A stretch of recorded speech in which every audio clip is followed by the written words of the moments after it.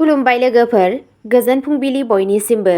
नोंथांमोनखौ dear Brahma चेनेलाव आरो फिन खेबसेबाव बयखौबो बरायनाय बावहरग्रोनाय जाबाय। आं दिनै नोंथांमोननि सिगाङाव आरोबाव माखासे सानसेनि खौरां लानानै फैबावलायबाय। आसा खालामो नोंथांमोनहा खौरांखौ खोनासंनानै मोजां मोनगोन। आरो बेजों लोगोसेनो नोंथांमोनहा सानफ्रोमबो फुंबिलि समाव बेबादिनो गोदान गोदान खौरांनि आपडेट मोननो थाखाय चेनेलखौ साबस्क्राइब खालामनानै लादो आरो खौरांखौ खोनासंनानै मोजां मोनोब्ला अन्नानै लाइक, शेयार आरो कमेन्टबो खालामनानै होलांब्लानो जाबाय। दिनैनि गिबि खौराङावनो दङ बिटिआरनि थाखाय दावहा, प्रमद बर'नि काप अफ चेलेन्ज, हाग्रामानि चपार अफ कामबेक। सेप्तेम्बर दाननि जानो हाथाव बिसायख'थिनि सिगां बिटिआरआव राजखान्थियारि दुंहाव थासारि सोमजिदों। जेरै बिटिआर सेप्तेम्बर दानाव जानो गोनां बिसायख'थिनि थाखाय साखाफारा जागासिनो दं। गासै ओनसोलावनो राजखान्थियारि हाबाफारिफोरा गोख्रोंसिन जागासिनो दं।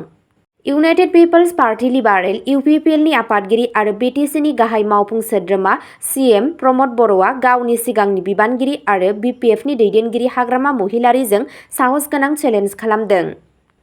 खौरां बिजोंनिफ्राय मिथिनो मोननाय बायदियैब्ला मोनसे सुबुं गौमायाव बिबुंथि लाखिनानै बर'आ बुंदोंमोन, हाग्रामाखौ आंजों सानसेनि थाखाय जिरायनो हो, आं बिनो साहा लोंहोगोन।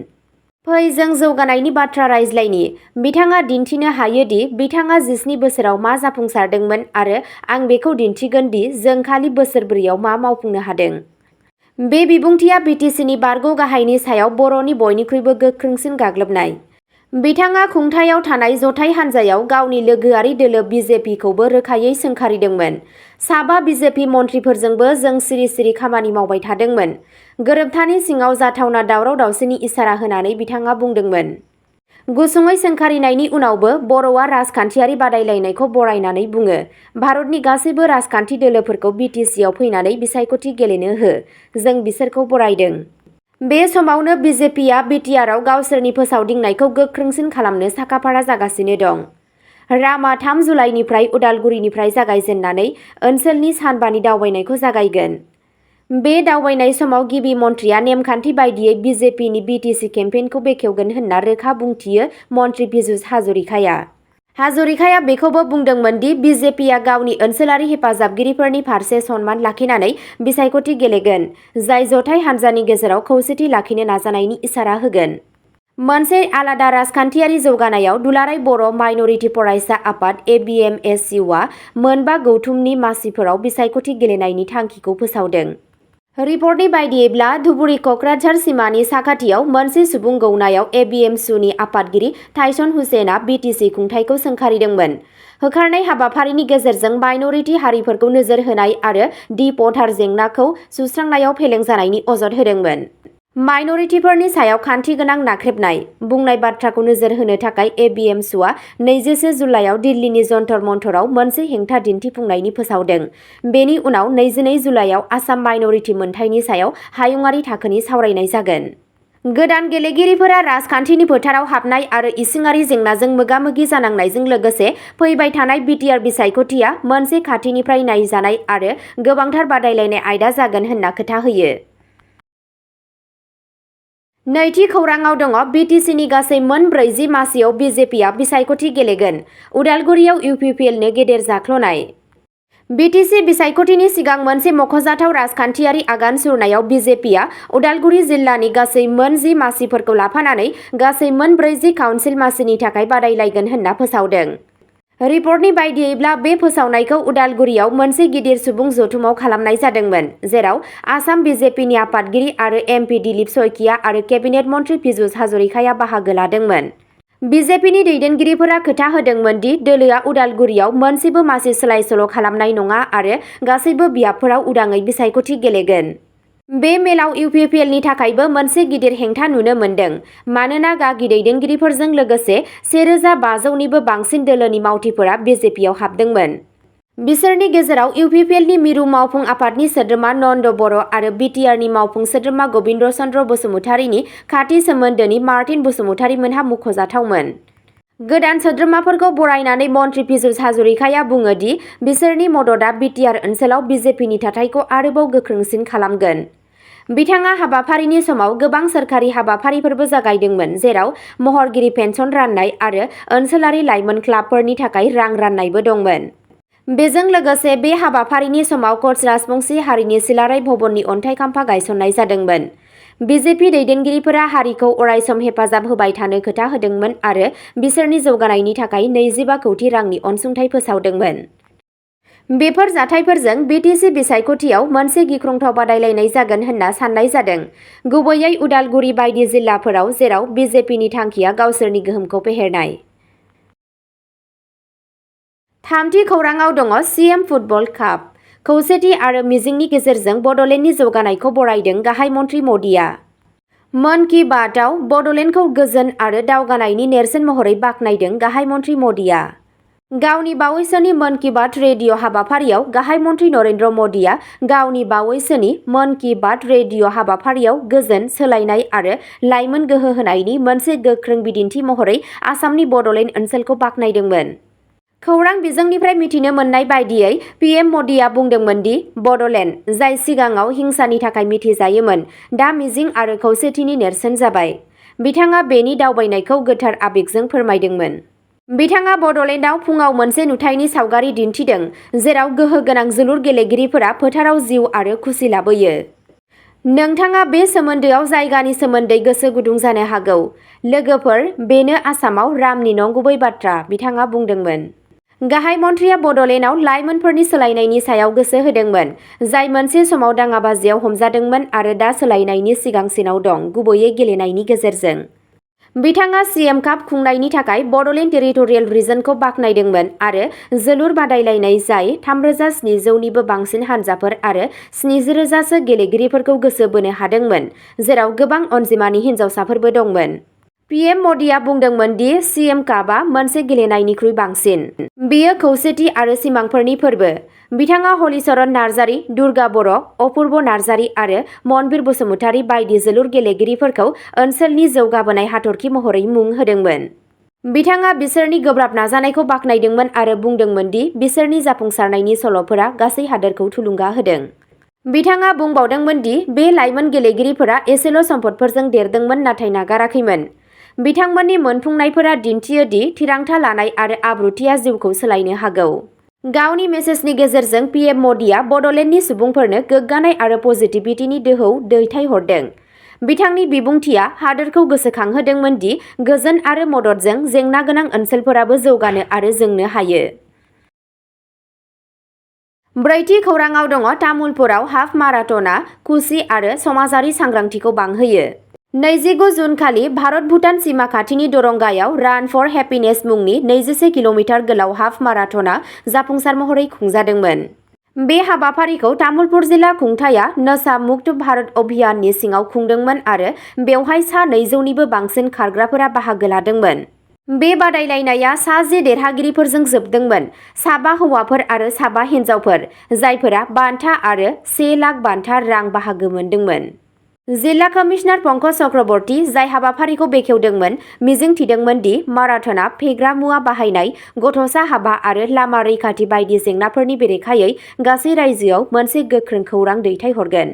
गागि पुलिस सामलायगिरि दिगन्त कुमार चौधुरीयाबो सांग्रांथि गोसारहोनाय आरो समाजारि गाज्रिफोरखौ बाङाइ खालामनायाव बेबादि सुबुं समाजारि हाबाफारिफोरनि गोनांथिनि सायाव गोसो होदोंमोन।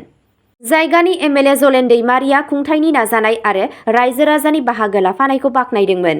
बिथाङा गोग्गानानै फोरमायदोंमोन दि बावैसो सिगां नीति आय'गनि मोनसे जरिबाव तामुलपुर जौगाखां क्लाबआ 500 ब्लकफोरनि गेजेराव सेथि थाखोआव दं। बिथाङा डिसि चक्रवर्तीखौ बिथांनि दैदेननायनि थाखाय साबायखर बावदोंमोन। आइजो देरहागिरिफोरा जादों कार्बि आंलंनि संमिर तेरनपि, कार्बि आंलंनि सेनलिबन तेरनपि, उदालगुरिनि प्रिया बसुमतारी, तामुलपुरनि फुलमणि हासदा, तामुलपुरनि अनिता हासदा। हौवा देरहागिरिफोरनि मादाव दङ गलाघाटनि टिकेश्वर कुर्मी, बाक्सानि हितेश बर', मरिगावनि सूर्य दास, सोनाब कार्बि आंलंनि बनजाब तेरन, जम्मुनि सन्दीप सिंह।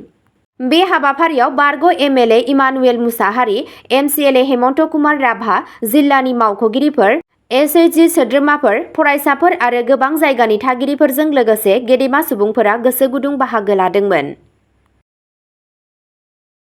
बाथि खौराङाव दङ मरिगावआव गथ'सा हाबा जानायखौ होबथादों, सासे उन्दै हिनजावसाखौ रैखा खालामदों। मोनसे गोनांथार आरो गोख्रै राहा महरै मरिगाव जिल्लायाव मोनसे सानथांखि लानाय उन्दै गथ'सा हाबाखौ मरिगाव पुलिसनि हेफाजाबाव गथ'सा हेल्पलाइन इउनिटआ जाफुंसारै होबथादोंमोन। बे जाथायाव कामपुरनि सासे उन्दै हिनजावसा आरो सासे 36 बोसोर बैसोनि सुबुङा दंमोन। हाबाया अखानायै मरिगाव पुलिस थानानि सिङाव थानाय पश्चिम लड्सना बरी निगमआव जानो गोनांमोन। सोमोन्दो गोनां जायगानि थागिरिफोरनि मोनसे खौरांनि सायाव बिथा खालामनानै मावख'आरिफोरा थाबैनो हेंथा होदोंमोन।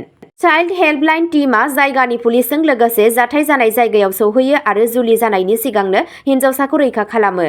बिबानगिरिफोरा रोखा खालामदों दि रैखा खालामजानाय उन्दै गथ'साखौ अरायथा नङि आश्रयआव दोननाय जादों आरो बिसोरनो नांगौ रोखोमनि फिन थांना थानायनि हेफाजाब होनाय जागोन। बे समाव आखाय होनाया गथ'सा हाबानि बेरेखायै मोनसे गोख्रों खौरां दैथायहरो आरो गथ'फोरनि मोनथायखौ रैखाथि होनायाव बिबानगिरिफोरजों सुबुं समाजनि सांग्रांथि आरो गोख्रै राहा लानायनि गोनांथार बिफावखौ नोजोर होयो। द'थि खौराङाव दङ आसाम सोरखारा एसएसएलसि 2026 नि थाखाय 300 रां दानारि हेफाजाब जागायदों। फरायसा लोगोआरि आगान आसाम सोरखारा एसएसएलसि 2026 आनजादनि थाखाय थियारि खालामग्राफोरनि थाखाय मोनसे राङारि हेफाजाब बिथांखि जागायदों। रिपर्टनि बायदियैब्ला सोरखारा 28 जुनाव फोसावदोंमोन दि आरजाथाव फरायसाफोरा 6 दाननि थाखाय दानफ्रोमबो 300 रां मोनगोन, जायनि थांखिया बिसोरखौ फोरोंथाय मासुलखौ लाफानानै आरो पुष्टिखौ साबसिन खालामना फरायनायाव साबसिन गोसो होनायाव मदद होनाय। बे हाबाफारिया सोरखारनि नोंथांनि थियारि, जोंनि मदद मुंनि फोसावनायनि बाहागो आरो रांखौ रोखाथि आरो थि समाव सौहैनो थाखाय थोंजोङै फरायसाफोरनि बेंक एकाउन्टफोराव दैथायहरनाय जागोन। बे हाबाफारिनि सायाव गिबि मन्थ्रिया बुंदोंमोन, जों बे गोनांथार खोन्दोनि समाव जोंनि फरायसाफोरजों गसंथानो थाखाय रादाय होनाय। बे फिसा नारसिननाया मोनसे गिदिर फाराग लाबोनो हागौ। बे राहाया गासै रायजोआव गोजौ फरायसालिनि फरायसाफोरनि गेजेराव रांखान्थियारि बजाखौ खम खालामगोन आरो सोलोंथायारि जाफुंसारनायखौ थुलुंगा होगोन होनना मिजिंथिनाय जादों। स्निथि खौराङाव दङ बक'आव आसाम पुलिसआ गोमानाय आरो खावनाय स्मार्टफनखौ हरफिननायनि थाखाय बाख्नायदों। मोनसे बाख्नायजाथाव नाजानायाव आसामाव बक' पुलिसआ रबिबार 29 जुन खालि गावसोरनि बिगोमाफोरनो मोन 10 खोमानाय आरो खावनाय स्मार्टफनफोरखौ हरफिनो। बे फनफोरा थांनाय माखासे दानफोराव बक' महकुमानि सिङाव थानाय गुबुन गुबुन पुलिस थानाफोराव गोमानायनि खौरां मोनदोंमोन। रिपर्टनि बायदियैब्ला भुरखिबारिनि सासे थागिरि, जायनि मोननै फना 13 जुनाव खावजादोंमोन, पुलिसखौ साबायखर बावदोंमोन आरो बुंदोंमोन दि बिथाङा माब्लाबाबो बेफोरखौ मोनफिननायनि आसा खालामाखैमोन। राजापारानि सासे आइजो, जाय मेयाव गावनि फनखौ खोमादोंमोन, बेखौबो मोनफिननायनि थाखाय पुलिसनो साबायखर बावदों। बक' पुलिस बिबानगिरि मुन्ना पसानिया फोरमायो दि बिसोरो थांनाय दानथामाव गं 30 स्मार्टफन बोखांनो हादों। बे आगाना रायजो-राजानि बाख्नायनाय मोननो हादों, पुलिसनि सायाव फोथायथिखौ गोख्रों खालामदों आरो सुबुंफोरखौ सिबिनाय आरो साइबार रैखाथिखौ रोखा खालामनायनि फारसे बिसोरनि रादायखौ दिन्थियो। 8थि खौराङाव दङ पुलिसआ गुवाहाटीनि साखाथियाव 20 किल'ग्राम गान्जा जब्द, सासे फालांगिरिखौ हमदों। मोनसे गिदिर अपारेशनाव अफिसार हिरक ज्योति मुजुमदारनि दैदेननायाव रानि पुलिसआ नोगोरनि साखाथियाव गोबां बिबांनि आयेन बेरेखा गान्जाजों लोगोसे सासे सुबुंखौ खादों। दायनिगिरि सुनिल कुमार दास, 48 बोसोर बैसोनि गुवाहाटीनि पान्जाबारियाव गंसे यामाहा एफजेड बाइकजों बेसादखौ लांबाय थानाय समावनो जयन्तिपुर ओनसोलाव हमजादोंमोन। पुलिसआ आयेन बेरेखा हाथायाव 3 लाख रांनिबो बांसिन बेसेननि 20 किल'ग्राम गान्जा जब्द खालामदोंमोन। खौरां मोननाय बायदिब्ला दासआ गान्जाखौ रानिनि गार'पारानिफ्राय पान्जाबारिसिम लांनो नाजागासिनो दंमोन जेब्ला बिथांखौ होबथानाय जादोंमोन।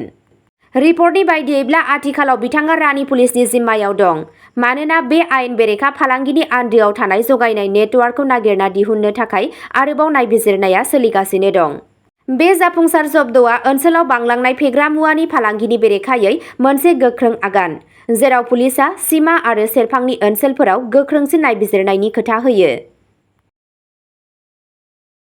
अब्ला दिनैनि खौरांआ एसेनोसै। नोंथांमोनहा जुदि सोरबाफोर सानसेनि फानजामुथि नायनानै मोजां मोनो, अब्ला स्क्रिनाव होनाय चेनेल बड' इनफ' पइन्टआव थांनानै नायहैनो हागोन। चेनेलनि लिंकखौ डेस्क्रिप्शनावनो होनाय जादों। गोजोन्थों।